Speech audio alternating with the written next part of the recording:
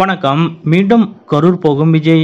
பயண திட்டம் பற்றி கேட்டறிந்து முதலமைச்சர் மு க ஸ்டாலின் அவர்கள் செய்த செயல் நெகிழ வைத்த முதலமைச்சர் ஸ்டாலின். அப்படி முதலமைச்சர் மு க ஸ்டாலின் அவர்கள் என்ன செய்தார் என்பது பற்றிய முழு விவரத்தோட இப்ப நம்ம பார்க்கலாம். தமிழ்நாட்டில் விரைவில் சட்டமன்ற தேர்தல் வரவுள்ள நிலையில் அனைத்து கட்சிகளும் தீவிர தேர்தல் பிரச்சாரத்தில் களமிறங்கிவிட்டனர். அந்த வகையில் இம்முறை புதிதாக கட்சி ஆரம்பித்துள்ள நடிகர் விஜய் அவர்களது தமிழக வெற்றிக்கழகம் கட்சியும் களம் காண உள்ளது. இதனை முன்னிட்டு விஜய் அவர்கள் வாரத்தில் சனிக்கிழமை அன்று தீவிர தேர்தல் பிரச்சாரத்தில் ஈடுபட்டு வந்தார். குறிப்பாக ஆளும் திமுகவையும் முதலமைச்சர் மு க ஸ்டாலின் அவர்களையும் கடுமையாக விமர்சனம் செய்து விஜய் அவர்கள் தனது பிரச்சாரத்தை மேற்கொண்டார். இருப்பினும் முதலமைச்சர் மு க ஸ்டாலின் அவர்களோ பெரிய அளவில் விஜய் பற்றி எந்த விமர்சனமும் முன்வைக்கவில்லை. இப்படி நிலையில்தான் கடந்த செப்டம்பர் 27ஆம் தேதி அன்று விஜய் அவர்கள் கரூரில் பிரச்சாரம் மேற்கொண்ட போது குழந்தைகள் உட்பட 41 பேர் உயிரிழந்தனர்.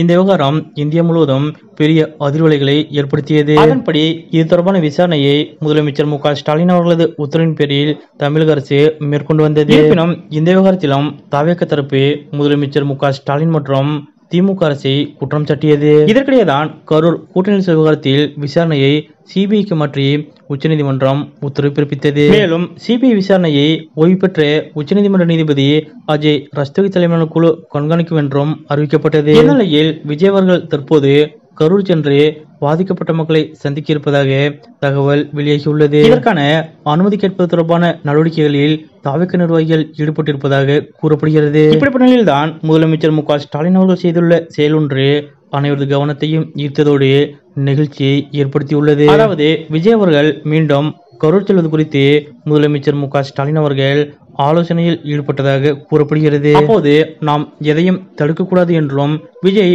முறையாக அனுமதி கேட்டால் போலீசிடம் கடிதம் கொடுத்தால் அனுமதி கொடுங்கள், நாம் எதையும் தடுக்க வேண்டாம் என்று முதலமைச்சர் மு க ஸ்டாலின் அவர்கள் கூறியதாக கூறப்படுகிறது. மேலும் அவர்கள் கேட்கும் கோரிக்கைகளை பாருங்கள், பொதுவாக விதிக்கப்படும் அதே கட்டுப்பாடுகளை மட்டும் விதியுங்கள் என்றும் கூடுதல் பாதுகாப்பு கேட்டால் தீபாவளி பாதுகாப்பிற்கிடையே அதற்கான ஏற்பாடுகளையும் செய்யுங்கள் என்றும் முதலமைச்சர் மு க ஸ்டாலின் அவர்கள் அறிவுறுத்தியுள்ளதாக கூறப்படுகிறது. முதலமைச்சர் மு க ஸ்டாலின் அவர்களது இந்த செயல் அதிகாரிகளையே ஆச்சரியத்திற்கு உள்ளாக்கியுள்ளது. அதாவது கட்சி ஆரம்பித்ததிலிருந்தே திமுகவையும் முதலமைச்சர் மு க ஸ்டாலின் அவர்களை மட்டுமே கடுமையாக விஜய் அவர்கள் விமர்சித்து வருகிறார். மேலும் கரூர் சம்பவத்தில் கூட முதலமைச்சர் மு க ஸ்டாலின் அவர்கள் தாவைக்காவை குற்றம் சாட்டாத நிலையில் விஜய் தரப்போ தொடர்ந்து திமுக மற்றும் முதலமைச்சர் மு க ஸ்டாலின் அவர்கள் மீது முழு பொலியையும் தூக்கி வீசியது. இப்படி இருக்க மீண்டும் கரூர் செல்ல தீபாவளி நேரத்தில் விஜய் அவர்கள் போலீசிடம் அனுமதியும் பாதுகாப்பும் கேட்டிருப்பதாக கூறப்படும் நிலையில் தீபாவளியை காரணம் காட்டி எப்படி வேண்டுமானாலும் முதலமைச்சர் மு க ஸ்டாலின் அவர்கள் நினைத்திருந்தால்